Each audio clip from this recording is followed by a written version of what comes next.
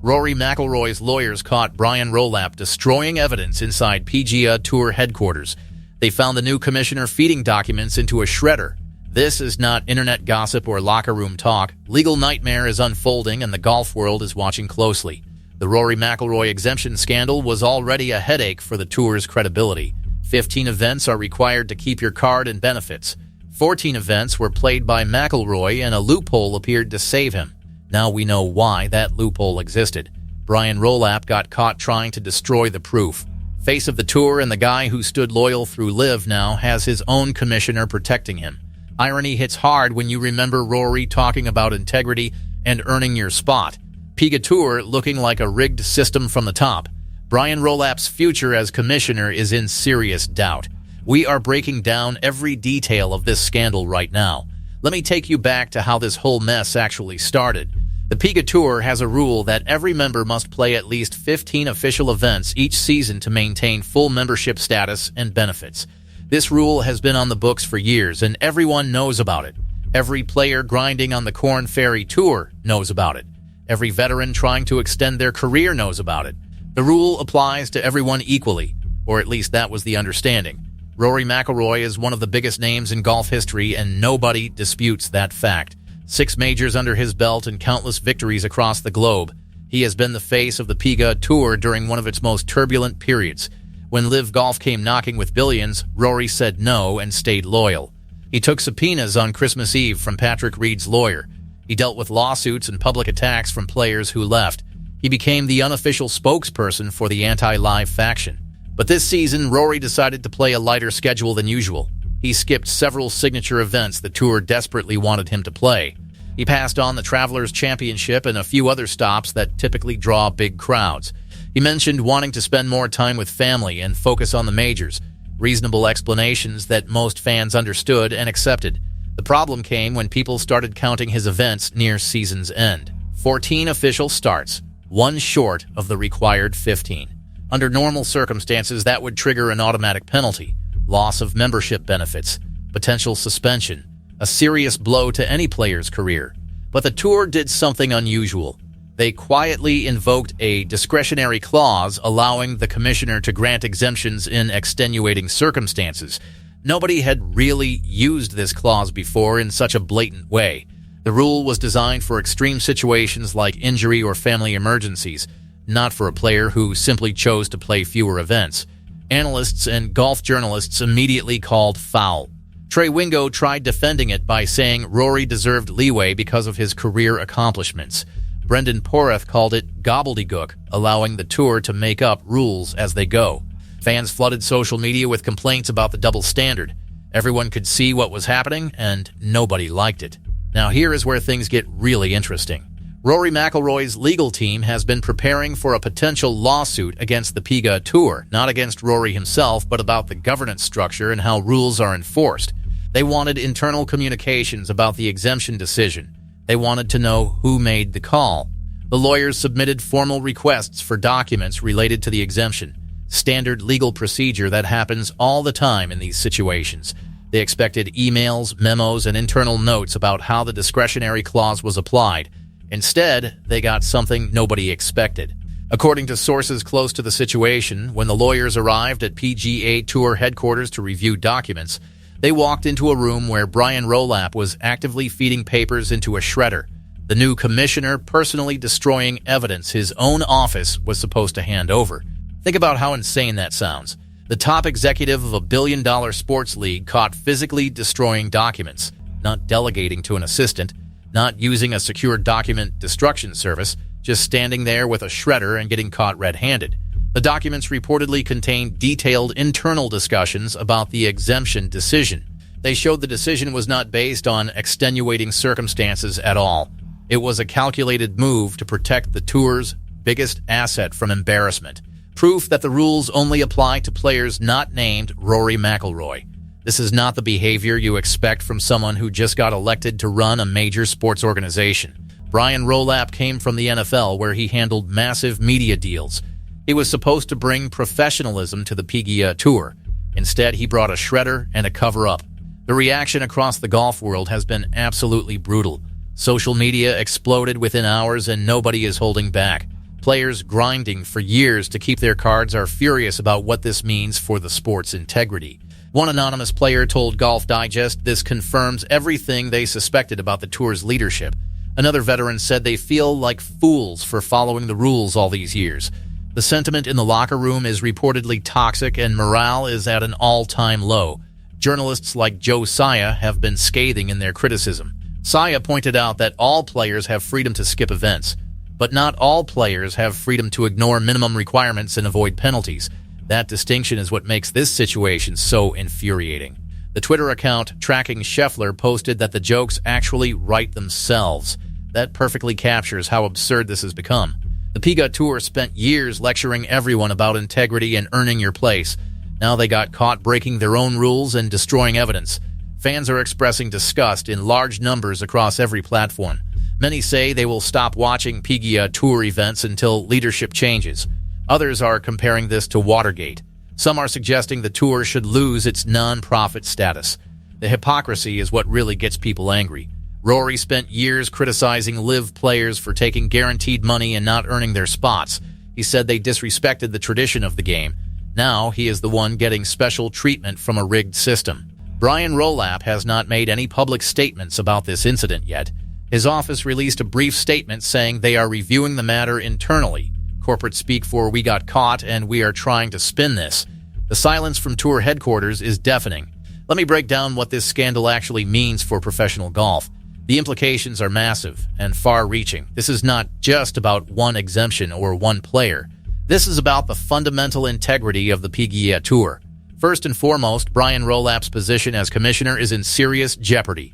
He was only elected recently, and the ink is barely dry on his contract. His reputation is destroyed, and he has lost credibility with players and fans.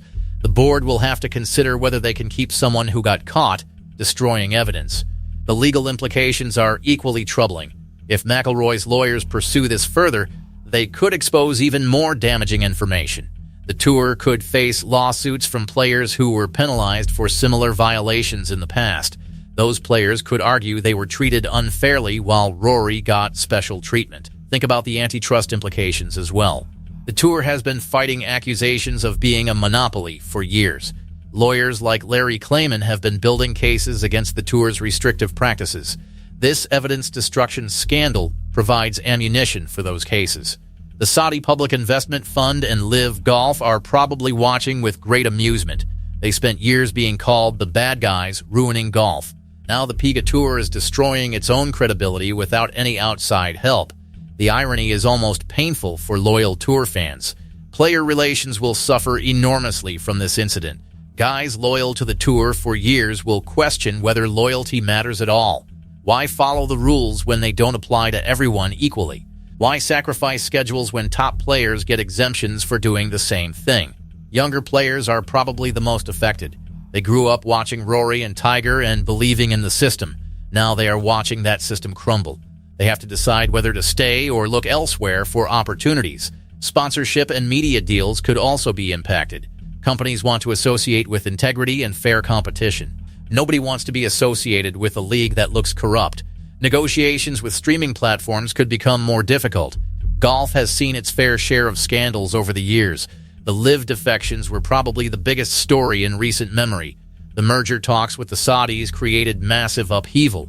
But this evidence destruction scandal might be even worse for long-term credibility. The LIV situation was about money and competition from outside forces. Players left for guaranteed contracts and the tour had to respond. That was a business dispute that could be resolved with negotiations. This scandal is different because it cuts to the core of tour integrity. When Tiger Woods had his personal scandals, that was about individual behavior. The tour could distance themselves from Tiger's personal life. This scandal involves the commissioner himself destroying evidence. You cannot distance yourself from that. Jack Nicklaus recently expressed concerns about the direction of the modern tour. He said things that sounded critical of leadership. Those comments seem prophetic now. The Golden Bear clearly saw this coming. Bryson DeChambeau also made comments about not returning under current conditions. Everyone dismissed him as bitter about LIV. Turns out he might have been right about the tour's problems all along.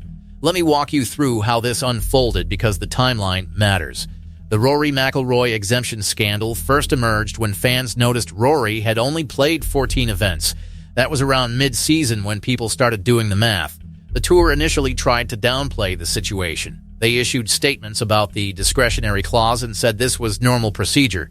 Nobody really believed them, but there was not much anyone could do. Then the legal requests started coming in from McIlroy's team. They wanted documentation behind the exemption decision, standard discovery process, and nothing unusual about that request. The lawyers arrived at PGA Tour headquarters on a Tuesday morning, according to sources. They expected to review documents in a conference room. Instead, they found Brian Rolapp with a shredder running and documents disappearing. What documents exactly were being destroyed remains unclear, but the timing is highly suspicious. The shredding happened right before the lawyers were scheduled to review those exact documents. That is not a coincidence. Rolapp reportedly tried to explain himself when the lawyers walked in. He said something about routine document management and purging old files. Nobody believed that excuse for a second. Routine management does not involve shredding files under active legal review. The lawyers immediately reported what they witnessed. That started a chain reaction of phone calls and emergency meetings. Within hours, the golf media was reporting on the scandal. Let me go deeper into how players are reacting. Some are openly angry and demanding answers. Others are quietly worried about their own careers and futures. One prominent player who asked to remain anonymous said they feel completely betrayed. They followed every rule and played every required event for years. They sacrificed time with family and endured injuries. Now they realize none of that actually mattered. Another player said they are considering their options for the first time. They never seriously thought about leaving the tour before, but now they are questioning whether they want to be associated with this organization. The live offer that seemed unthinkable now looks more attractive. Veteran players are reportedly organizing private meetings to discuss their response. They want to present a unified front and demand leadership changes. They feel like players have no voice in how the tour is run. The younger generation is watching this carefully. They are seeing that loyalty does not necessarily get rewarded. They are seeing that rules are flexible for the right people. They are seeing that leadership cannot be trusted. Now let me talk about Rory's position, because his choices matter enormously. He is the unwitting beneficiary, but also the face of the tour. Everything he does next will be watched by millions. Rory could distance himself from this scandal and condemn the tour's actions. He could say he never asked for special treatment. He could return the exemption and play required events next season. That would show integrity in a difficult moment. Rory could also remain silent and let the scandal blow over. That would be easiest personally, but not best for his reputation. Staying silent would suggest he supports what the tour did. His legacy as defender of tour integrity would be damaged. The most likely outcome is some combination of both. Rory will express disappointment without directly criticizing his own treatment. He will offer to play extra events next season as a show of good faith. He will try to protect himself and his reputation. Whatever Rory decides, his legacy will be affected. He will always be known as the player who got special treatment. That is not the legacy he wanted, but it might be the legacy he ends up with. This scandal is far from over, and more revelations will emerge. The lawyers are still digging, and the investigation continues. Brian Rolapp's future hangs in the balance. Rory McIlroy's reputation is on the line. The integrity of the PGA Tour is at stake. What happens next will determine professional golf's future for years. The tour could clean house and restore trust by removing Rolapp, or they could circle the wagons and try to wait out the scandal. One path leads to recovery, and the other leads to decline. One thing is certain, and that is the status quo is no longer acceptable. Players cannot trust a system that bends rules for certain individuals. Fans cannot trust a league that destroys evidence. The tour cannot continue operating this way. We will continue covering this story as it develops. There are more details emerging every day, and we will break them down. This is the biggest scandal in golf history, and we are just getting started. Drop your thoughts in the comments below. Should Brian Rolapp resign immediately? Should Rory return the exemption and play extra events? Is the PGA Tour completely broken? Make sure you hit that subscribe button and turn on notifications. We are digging deeper into this scandal and exposing everything we find. The truth is coming out, and we are bringing it to you first. Thank you for watching, and we will see you in the next one.